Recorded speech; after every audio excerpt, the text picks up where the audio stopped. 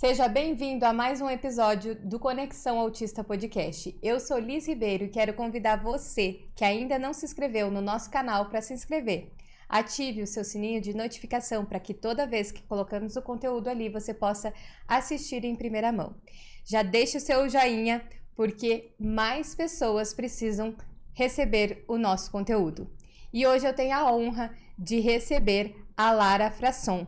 Ela que é uma autista e psicóloga, vai estar contando a experiência dela aqui. Seja muito bem-vinda, Lara. Obrigada, Liz. Uma honra estar aqui com vocês. A honra é toda nossa. E eu quero que já começamos a perguntar sobre, a Lara. Quem é a Lara? Conta pra nós um pouquinho.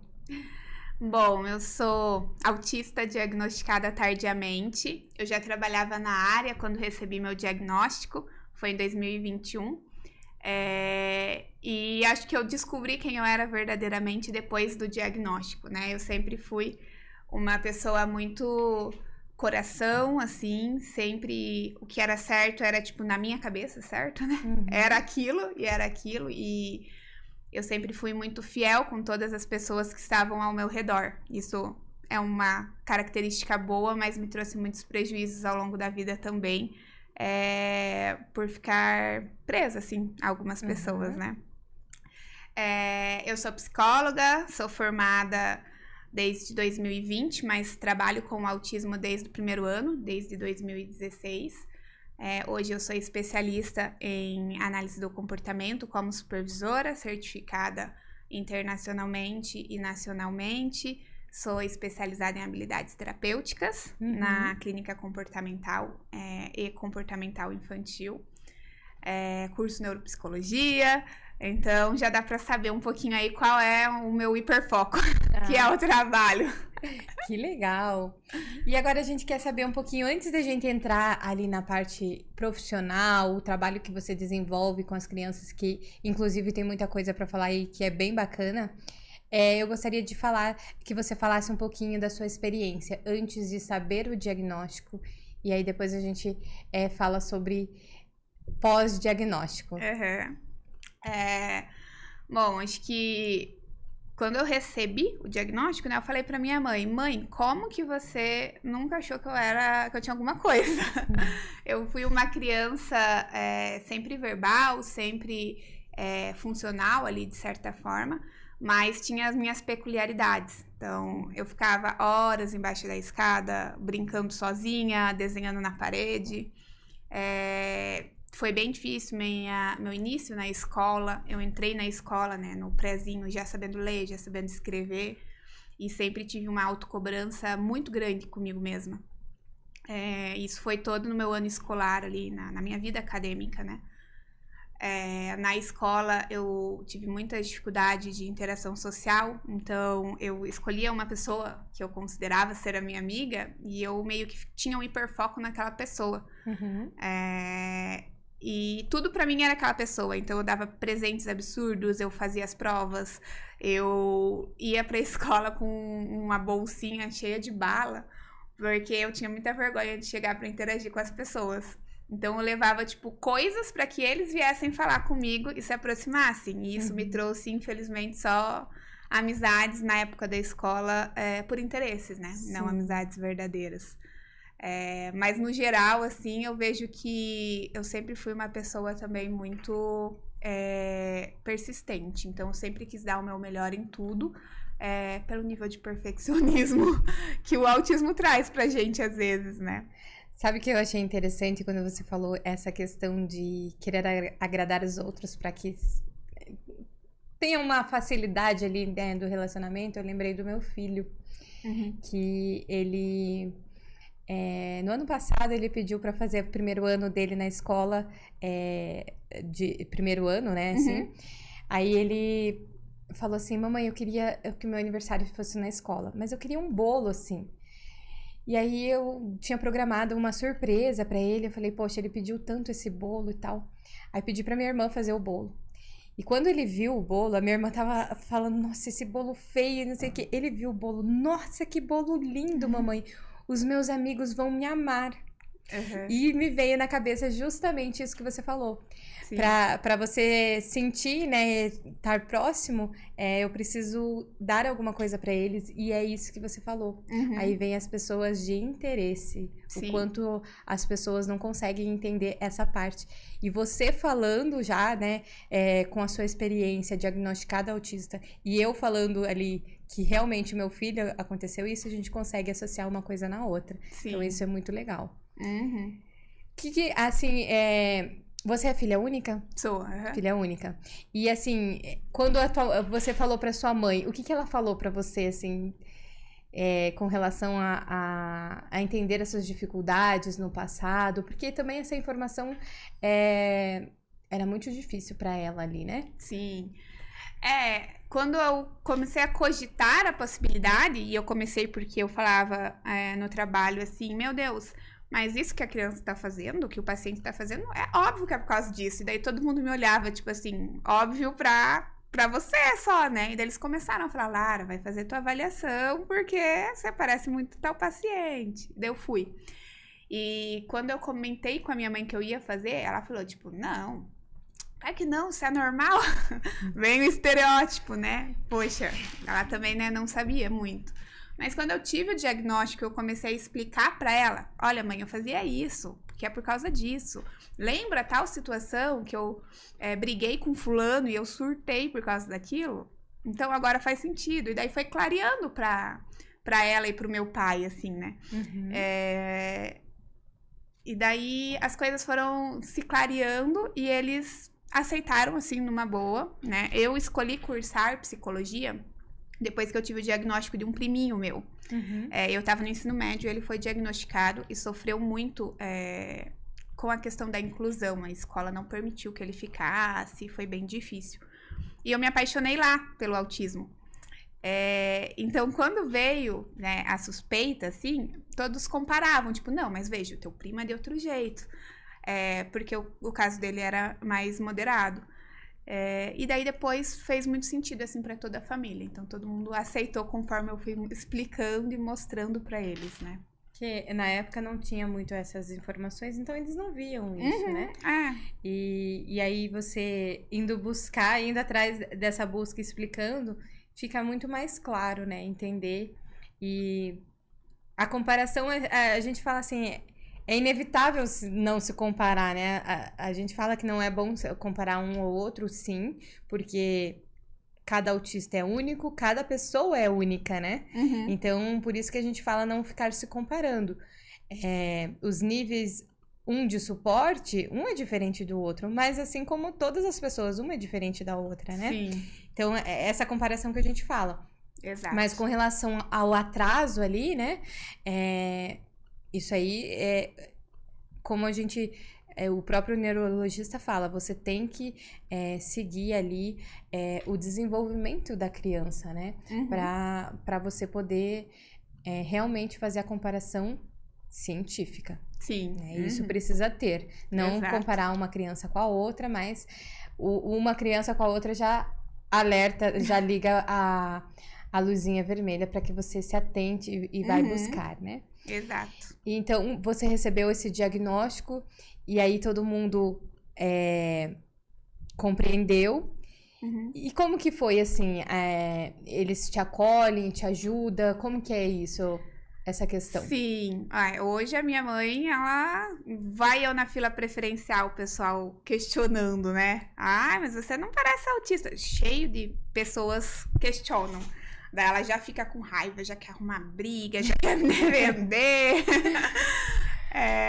Então, foi libertador, eu acho, porque ela pôde entender também muito dos comportamentos que eu tinha e que eles não entendiam, né? Principalmente na adolescência, que foi uma fase bem difícil, assim, pra mim. Eu tive ideação suicida, tive uma adolescência que foi bem complexa pra minha mãe. Eu acho que é bem importante essa questão que você falou, porque muitos falam, assim, do autismo nível 1 é tranquilo. E essa questão da adolescência que você falou, eu acho que é importante, por quê? Porque o nível 1, muitas vezes, é de boa, é tranquilo, eu ouço isso praticamente quase todos os dias. E o que que acontece? Todos os dias uma mãe que tá ali estudando aquilo, ela tem uma preocupação.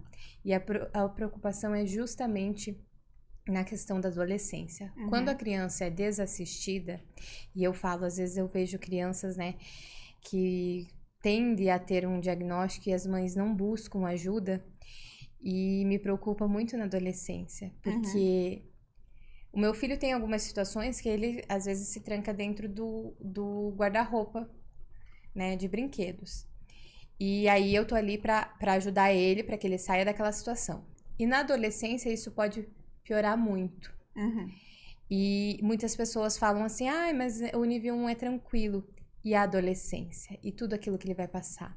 Já existe crianças ali, chegando próximo à adolescência, falando assim, pra que viver se as pessoas vivem duvidando do que eu falo, do que eu sinto, de como é pra mim. Sim. E isso é triste, né? E aí são exatamente essas crianças que as pessoas falam, é nível 1, é tranquilo. Não, e você é um nível 1, não é tranquilo. Então eu queria que você explicasse, falasse mais sobre a adolescência em si. Eu acho que essa é uma questão que eu tento abordar muito, assim, até no meu Instagram pessoal, que eu comecei a trazer mais relatos, da questão do nível 1 ser leve, como se menosprezassem, né, o nível 1.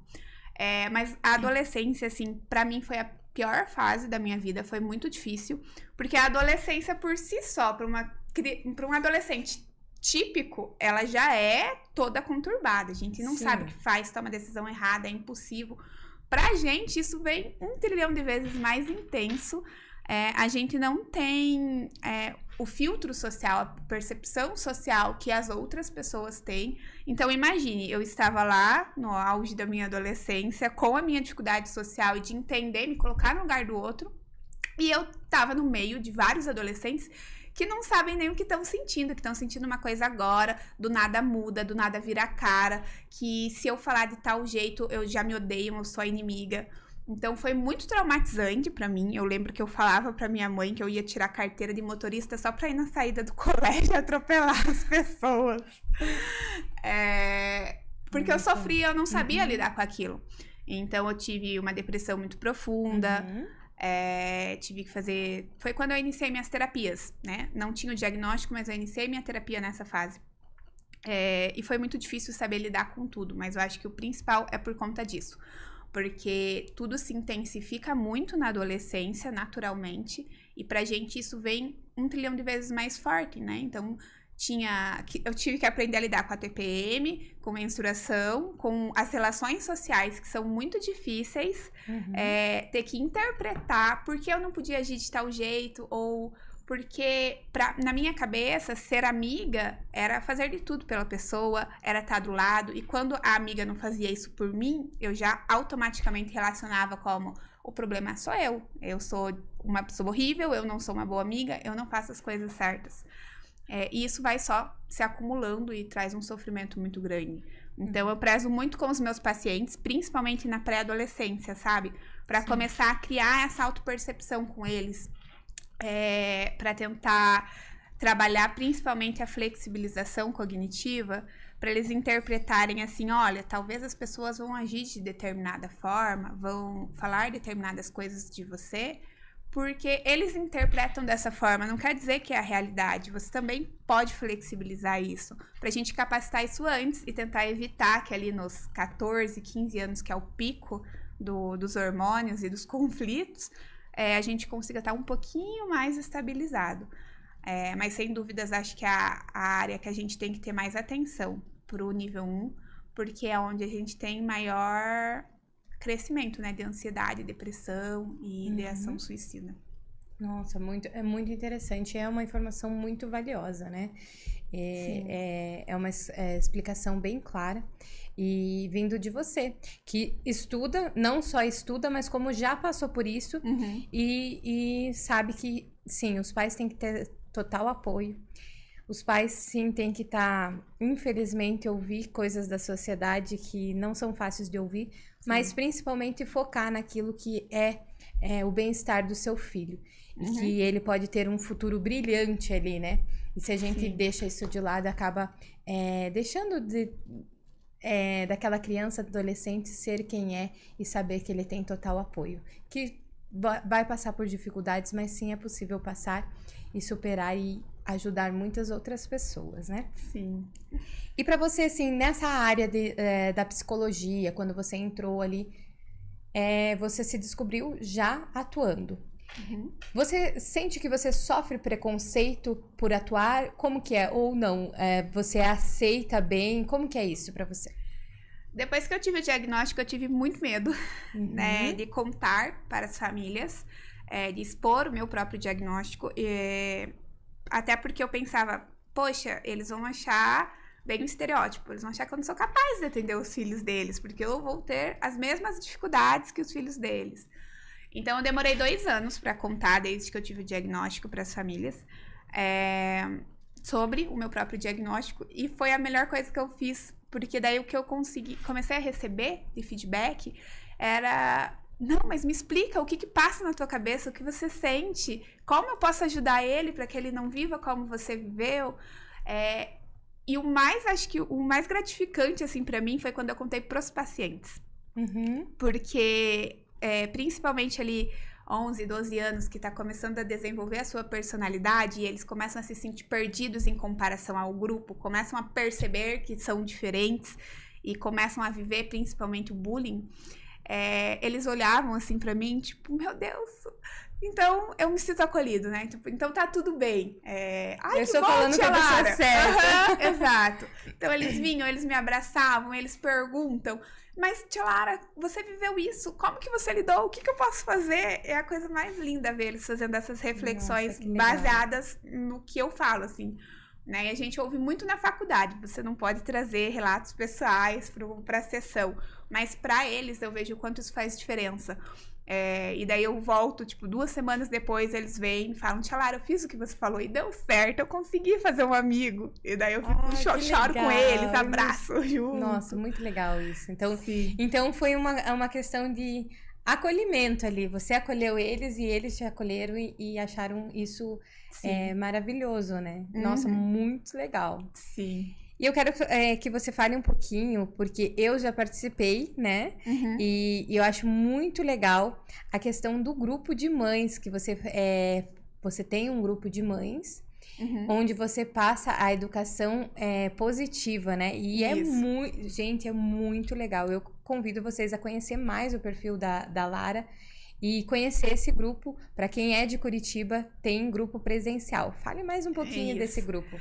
A gente criou o Empodera Mães, né? Ele é baseado na disciplina positiva. Toda a minha formação é na análise do comportamento, eu amo, né? Mas quando eu fiz a formação da disciplina positiva, eu fiz porque eu sentia que faltava algo para eu conseguir passar para as famílias, sabe? Então, no grupo, a gente junta as duas coisas. Tanto a parte de manejo comportamental, de entender o comportamento das crianças, com a parte da disciplina positiva, em que a gente consegue fazer isso de uma forma humanizada. Eu vejo que muitos profissionais, mesmo quando vão fazer orientação parental, se prende muito a: não pode reforçar, não pode fazer isso, não pode fazer aquilo, tem que valorizar de tal jeito, e perde um pouco a conexão. E a disciplina positiva, o grupo, tem o intuito justamente da gente acolher as mães, acolher o sofrimento das mães e mostrar para as mães a perspectiva da criança, do afeto que ela precisa. Porque ela precisa, sim, ter regras, ter limites. Isso é essencial para toda criança, seja autista ou não. Mas a gente precisa fazer isso da perspectiva da criança, para ela se sentir acolhida, né? A gente fala muito na disciplina positiva da diferença da gente pôr a regra e da gente saber ensinar a criança por que ela precisa seguir aquilo, para ela entender o sentido, não para ela fazer porque estão mandando ela fazer, mas para ela fazer porque ela entende a motivação daquilo. E no autismo isso é muito importante, porque pensa, a criança já tem uma dificuldade de comunicação e de interação. E vem um adulto só falando, você tem que fazer isso porque eu tô mandando. Qual a lógica que vai ter aqui na cabeça da criança? Tipo, nenhuma, mas quando a gente consegue explicar aquilo, a gente quer fazer aquilo porque a gente entende a motivação. E o grupo de mães é justamente para isso. Então a gente faz trocas, as mães trazem exemplos que elas vivem, dificuldades que elas têm, e a gente mostra como agir de uma outra forma, como dar uma bronca de uma forma que não vai rebaixar a criança. Eu acho muito legal, porque eu já participei desse grupo, e a dinâmica que foi feita lá é a gente realmente se colocar no lugar da criança, e quando a gente fala com autoridade para a criança, o sentimento que aquela criança tem, né? E isso foi incrível, porque aí, toda vez hoje, quando eu vou chamar a atenção do meu filho, aquela cena vem pra mim. Ai, Por quê? bom. Porque a gente passa aquilo ali e, poxa, nossa, eu faço isso com o meu... E a gente faz muitas vezes de forma inconsciente, Sim. né? E acaba fazendo porque é uma cultura que já vem lá de trás. Sim. E a gente acaba replicando. Então, tá no inconsciente, já tá... É assim, automático. pronto, é automático, né? Quando vê, você faz.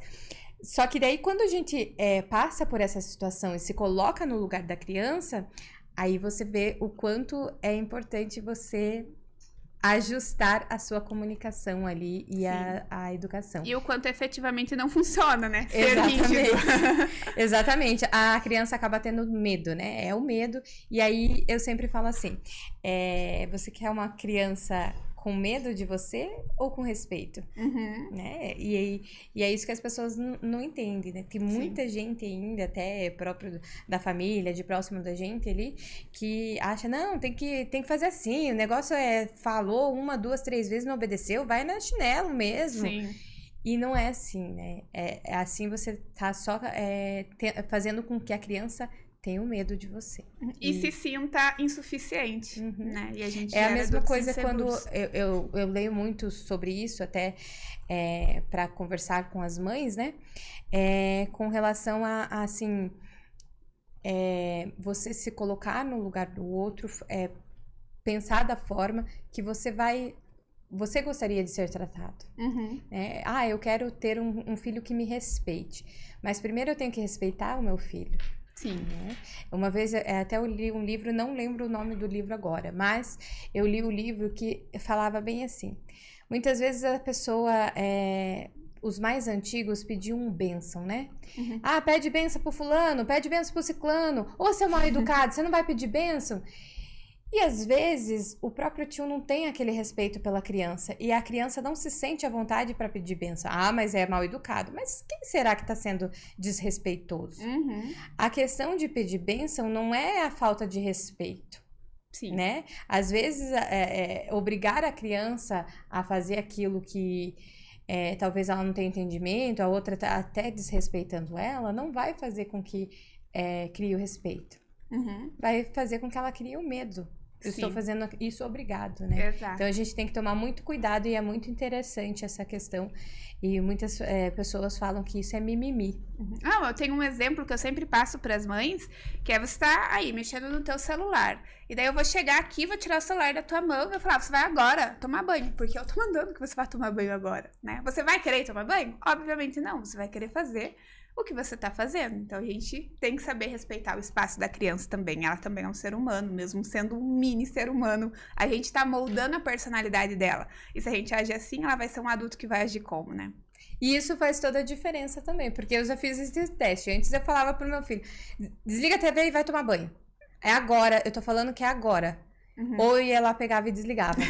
Eu já fiz isso e não vou falar que não fiz, porque eu já fiz. Todo mundo já. Hoje não. Hoje eu falo assim, olha, até tal hora, depois de tal hora você vai desligar e vai tomar banho, ou vai dormir, escovar os dentes, enfim. Aí eu dou o comando. Primeiro, eu dou 2 comandos. O primeiro, tá. Tá dando horário, e daí o outro, deu horário. E eles desligam. Sim, exato. Porque a gente tá Então, respeitando o momento deles. Exatamente, é o momento deles e é o respeito. Então é muito importante para você que é de Curitiba, vale muito a pena participar desse grupo.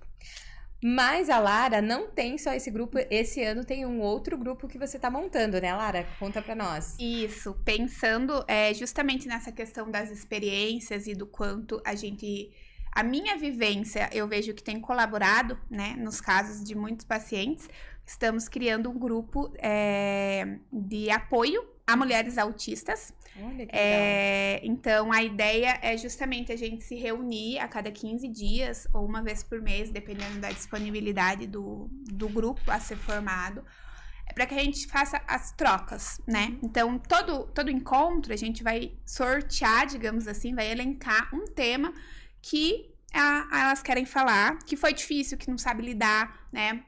Por exemplo, ali na adolescência, eu vejo muito a questão de relacionamento, né? Então, todas as amigas namoram, eu não consigo nem me aproximar do meu crush. Como eu faço? O que eu faço? Como eu lido?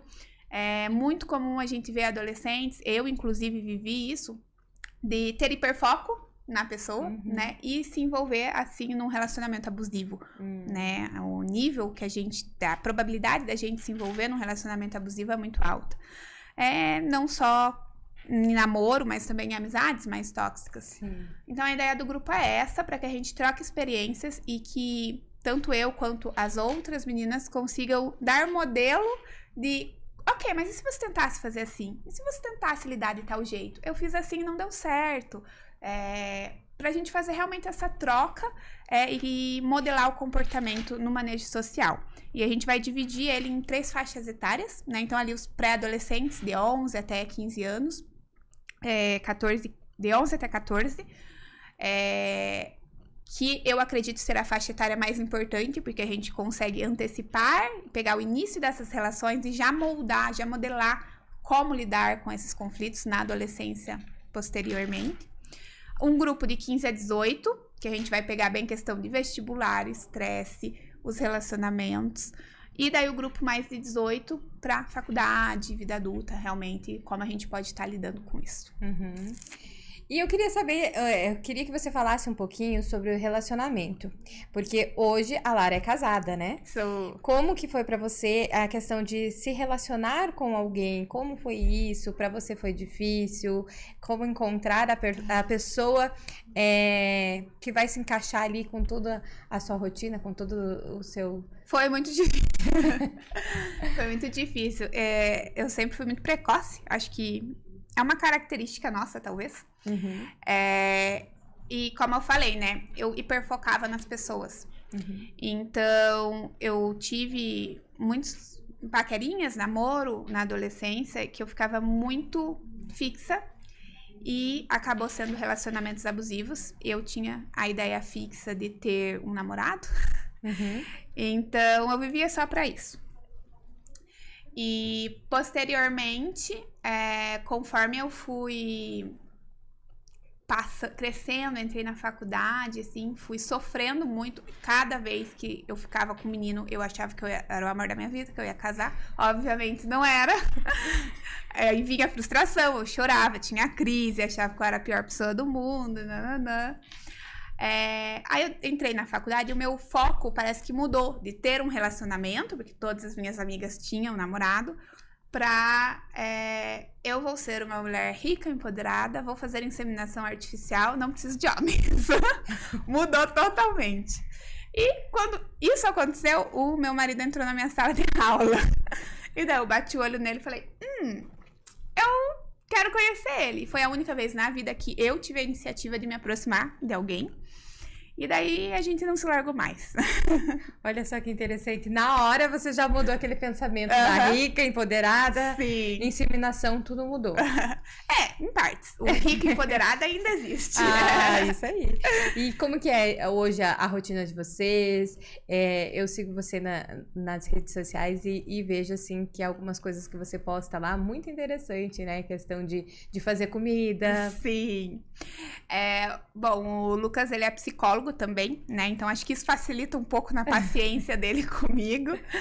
Mas realmente se adaptar. Eu tive que me adaptar a muitas coisas, a flexibilizar, né? No começo eu era muito rígida, então tem lá nos vídeos, né? A coberta tem que estar com o lado certo. Eu tenho chuveiro elétrico, mas eu tenho que ligar 10 minutos antes pro banheiro ficar com a temperatura que eu gosto. Saindo. Exato. Esse eu tô aprendendo a flexibilizar, porque ele me convenceu que é desperdício de água. Mas mais engraçado, que as pessoas dão muita risada, é da avina, porque eu como avina numa espessura específica pra cortar, e ele vai lá e toda vez que vai Avina, fazer... no caso, é em Curitiba que a gente fala a sim, salsicha. a salsicha. Aham. Cortar na medida que eu gosto, na espessura que eu Uau. gosto. Então são características Então tem que ir lá sutis. cortar com a régua já. Sim, praticamente. É, são coisas assim que ele foi, tipo, ok, eu posso fazer isso por você. E outras coisas eu tive que aceitar, né? No começo do namoro, por exemplo, eu queria estar todos os dias com ele. Ele, não, 2 vezes na semana eu vou dormir sozinho. E daí eu ia pra casa chorando e ele, tipo, não, você tem que lidar, é meu espaço. Eu ia pra casa chorando e tentava manipular, que eu já fui muito reforçada errada também, né? Pelos meus pais. Filha única. Filha única, tem, né? sim. E fui aprendendo, tipo, não, ok, hoje a gente super, se eu quero sair sozinha, eu saio sozinha, não dependo tanto dele, né? Aprendi a entender que num relacionamento eu não tenho que estar 100% com a pessoa, porque ele me passou essa segurança que todos os outros nunca me passaram. Uhum. Até porque eram relações, né, abusivas e por interesse na maior parte das vezes. Então, é muito bom, assim, porque eu vou aprendendo a flexibilizar e ele tem muita percepção de, ok, eu tenho que fazer isso porque é o momento dela, né? Então, tem vezes que eu chego do trabalho exausta e eu me isolo. Então, eu deito, assim, eu tenho que ficar num casulo na minha coberta, em silêncio, eu não quero que me toque, eu não quero que falem comigo. E no começo ele falava, tipo, meu Deus, o que tá acontecendo, né? Ela não me quer mais. Eu, não, eu preciso disso. E a gente foi se adaptando. Nossa, que legal. Eu quero agradecer desde já a você ter aceitado o nosso convite de participar. Obrigada. Aprendendo muito aqui, é muito importante essa visão do próprio autista passar para a sociedade, passar principalmente para os pais, porque o quão é importante eles estar persistindo ali na evolução do seu filho, buscando, porque com certeza é sucesso garantido. Sim. Eu gostaria que você deixasse uma mensagem final para quem está nos assistindo.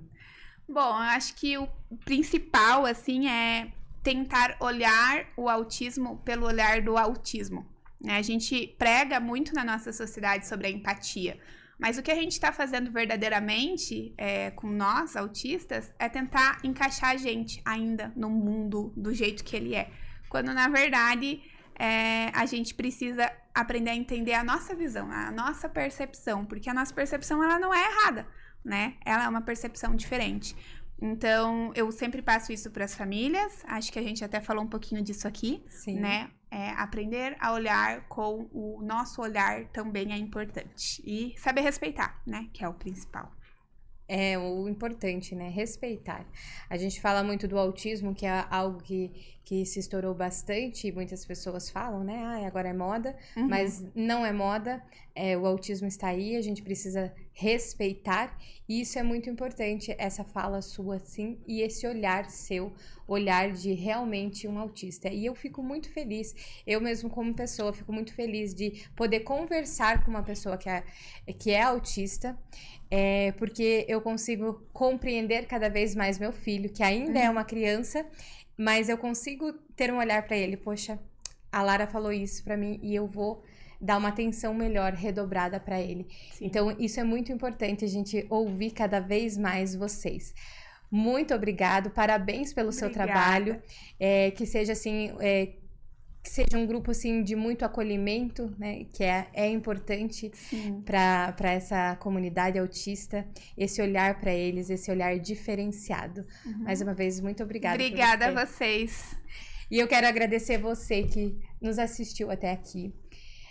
Muito obrigado pela sua participação. Quero convidar você, se ainda não se inscreveu no nosso canal, que você se inscreva, porque o quanto é importante trazer essas informações, você ter esse olhar para o que realmente é real, não ouvir o que dizem no dia a dia e que acabam não sendo a verdade. Então aqui a gente busca as pessoas para trazer a realidade, a vivência do dia a dia, tanto de mãe quanto do próprio autista, né, como a Lara trouxe aqui para nós. Então, Nosso muito obrigado a vocês. Não esquece de deixar o seu like.